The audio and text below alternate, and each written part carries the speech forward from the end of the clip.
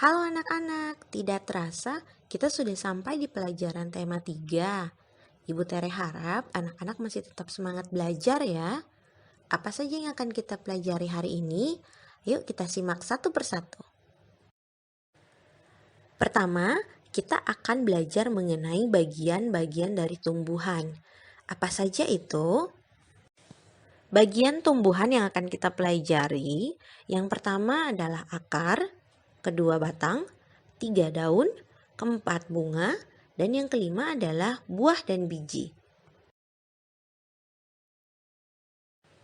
Akar terdiri dari 2 bagian, yaitu rambut akar atau bulu akar, dan yang kedua adalah tudung akar. Rambut akar merupakan jalan masuk air dan zat hara dari tanah ke tumbuhan. Sementara tudung akar berfungsi untuk melindungi akar saat akan menembus tanah. Nah, akar sendiri dibagi menjadi 2 jenis, yaitu yang pertama adalah akar serabut dan yang kedua adalah akar tunggang. Akar serabut itu bentuknya benar-benar seperti serabut loh anak-anak. Akar ini dimiliki oleh tumbuhan biji berkeping satu atau monokotil. Contohnya adalah jagung, padi, dan tebu.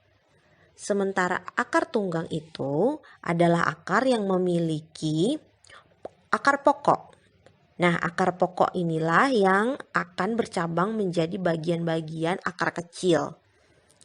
Akar ini dimiliki oleh tumbuhan biji berkeping 2 atau dikotil. Contohnya ada jeruk dan mangga.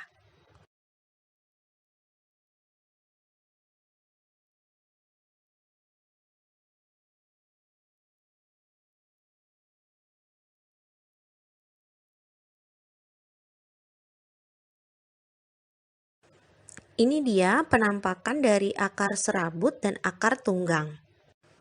Lalu, apa saja fungsi dari akar?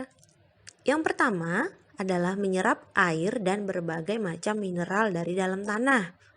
Yang kedua, untuk memperkuat tumbuhan agar dapat berdiri dengan kokoh. Yang ketiga, sebagai alat pernafasan. Dan yang keempat, berfungsi sebagai penyimpan cadangan makanan. Bagian kedua dari tumbuhan yang kita pelajari adalah batang. Batang dibagi menjadi 3 jenis. Yang pertama adalah batang basah, yaitu tumbuhan yang memiliki batang lunak dan berair. Contohnya pada bayam. Yang kedua adalah batang berkayu. Batang berkayu ini adalah tumbuhan yang memiliki batang berkambium. Kambium ini dapat tumbuh ke arah luar membentuk kulit dan ke arah dalam untuk membentuk kayu. Nah, akibat dari pertumbuhan batang ini membuat batang menjadi besar. Contohnya ada pada tanaman jambu, rambutan, atau mahoni. Kemudian jenis ketiga adalah batang rumput. Batang rumput adalah tumbuhan yang batangnya memiliki ruas-ruas yang nyata dan sering berongga. Contohnya ada pada padi dan rumput.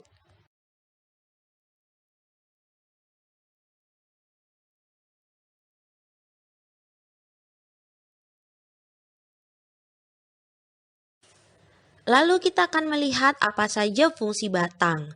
Yang pertama sebagai pengangkut, penopang, dan penyimpan cadangan makanan. Yang kedua, sebagai pengangkut atau alat transportasi tumbuhan, yaitu mengangkut air dan mineral dari akar ke daun.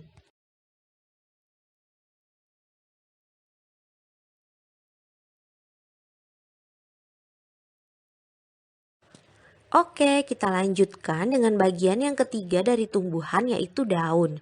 Di sini Ibu Tere punya gambar dari daun. Nah, anak-anak bisa melihat dari daun ini bagian-bagian detailnya, yaitu ada helai daun, ada tulang daun, ada pelepah, dan juga ada tangkai daun. Berdasarkan jumlah helai daun pada tangkai daun, maka daun dibagi menjadi 2 jenis, yaitu yang pertama adalah daun tunggal. Dikatakan daun tunggal jika pada sehelai tangkai daun hanya terdapat 1 helai daun. Contohnya daun pepaya dan mangga. Nah, di sini Bu Tere tampilkan ada fotonya supaya anak-anak dapat lebih mengerti. Lalu jenis kedua adalah daun majemuk.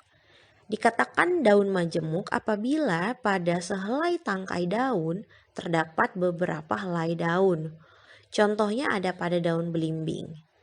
Nah, anak-anak bisa melihat perbedaannya ya dari kedua gambar ini, bagaimana bentuk dari daun tunggal dan bagaimana bentuk dari daun majemuk.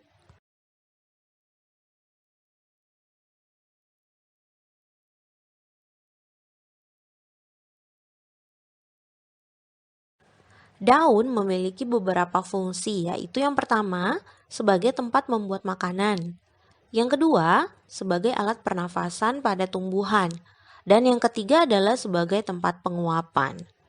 Nah, dalam daun ada istilah stomata. Stomata ini berfungsi sebagai tempat masuknya udara pernafasan pada daun. Nah, stomata juga berperan dalam penguapan. Untuk apa penguapan itu, Bu Tere? Penguapan pada tumbuhan tujuannya adalah untuk mengurangi kadar air di dalam tubuh tumbuhan.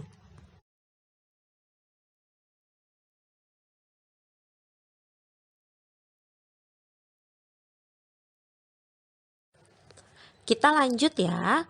Sekarang kita akan mempelajari mengenai bunga.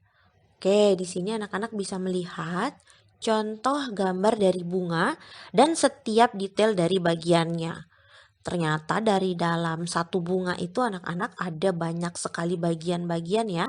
Anak-anak bisa lihat dengan jelas pada gambar ini. Kita lihat satu persatu ya. Kita mulai dari bagian bunga yang pertama yaitu tangkai bunga. Tangkai bunga adalah penghubung bunga dengan batang bunga. Nah, bentuk tangkai ini biasanya agak membesar. Tangkai yang membesar ini merupakan dasar bunga. Lalu bagian kedua adalah kelopak bunga. Kelopak bunga merupakan bagian yang melindungi bunga saat belum mekar. Nah, kelopak bunga juga biasanya berwarna hijau.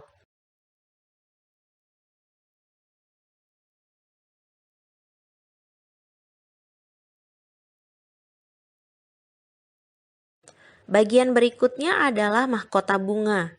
Mahkota bunga ini merupakan perhiasan dari bunga ya anak-anak ya. Mahkota bunga memiliki beragam warna dan bentuk. Kemudian bagian yang berikutnya adalah benang sari dan putik. Nah, di sini anak-anak harus tahu perbedaannya antara benang sari dan putik. Benang sari adalah alat kelamin jantan pada bunga, sementara putik adalah alat kelamin betina pada bunga. Dan putik ini biasanya terdapat di bagian tengah bunga.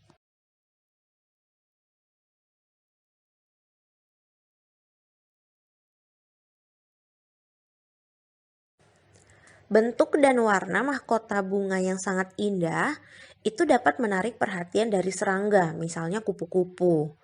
Nah, kupu-kupu ini dapat membantu penyerbukan bunga. Penyerbukan adalah peristiwa jatuhnya serbuk sari ke atas kepala putik. Nah, penyerbukan inilah yang merupakan awal dari perkembangbiakan dari tumbuhan. Kemudian kita lihat lagi apa saja fungsi bunga. Yang pertama yaitu sebagai hiasan pada tumbuhan. Dan yang kedua adalah tempat berlangsungnya perkembangbiakan tumbuhan.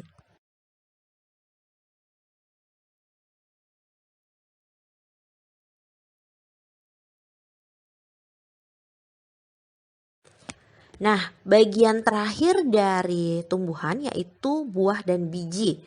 Di sini anak-anak bisa lihat detail dari bagian-bagian buah, yaitu ada tangkai buah, daging buah, ada biji, dan juga ada kulit.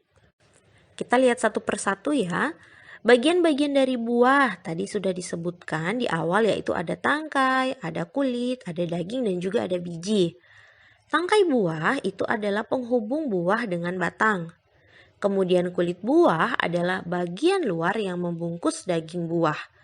Dan daging buah adalah bagian yang biasa kita makan, ya. Kemudian selanjutnya adalah biji. Biji ini adalah bakal dari tumbuhan yang baru. Kemudian biji biasanya dilindungi oleh daging buah.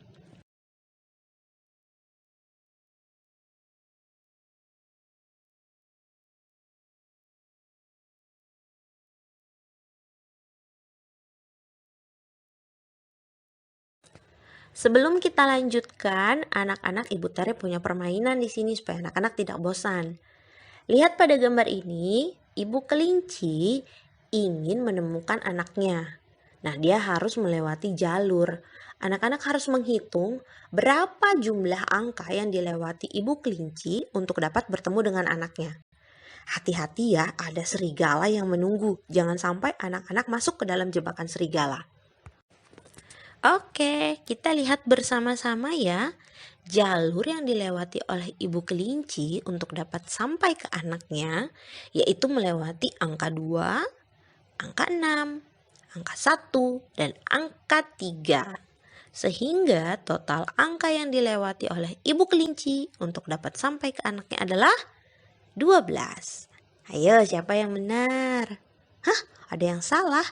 Gak apa-apa, jangan sedih. Nanti Bu Tere kasih permainan lain ya.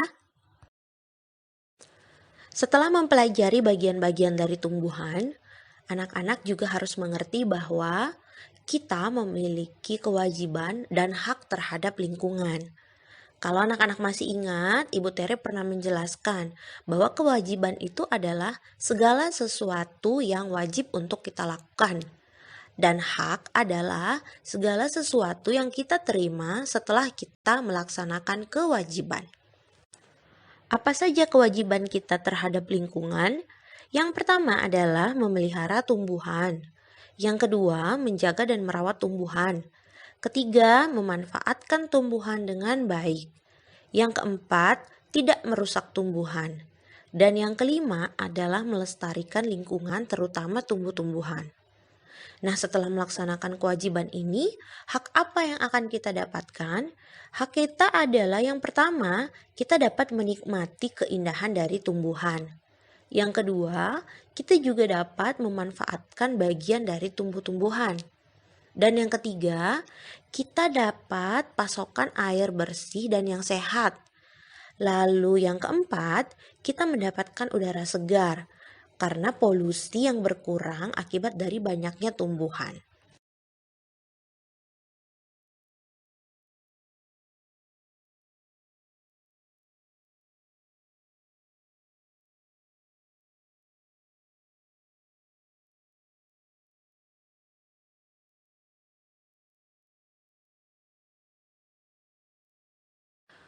Nah, beberapa cara yang dapat kita lakukan untuk memanfaatkan bagian-bagian tumbuhan dengan baik, yaitu kita dapat membuat karya seni berupa kolase dan mozaik.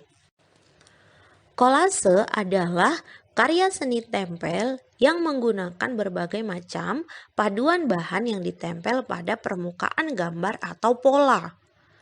Bahan-bahan kolase sendiri bisa berasal dari alam seperti batu, daun, ranting, bunga kering, biji-bijian, atau kerang. Tapi bisa juga dari bahan olahan seperti plastik, kain, karet, ataupun logam.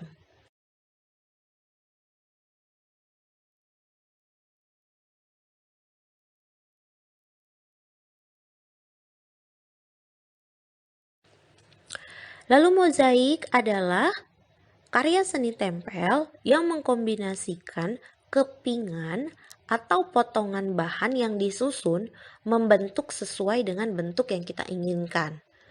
Nah, mozaik bahan-bahannya biasanya menggunakan potongan kertas, potongan keramik, potongan kaca, ataupun potongan kulit telur.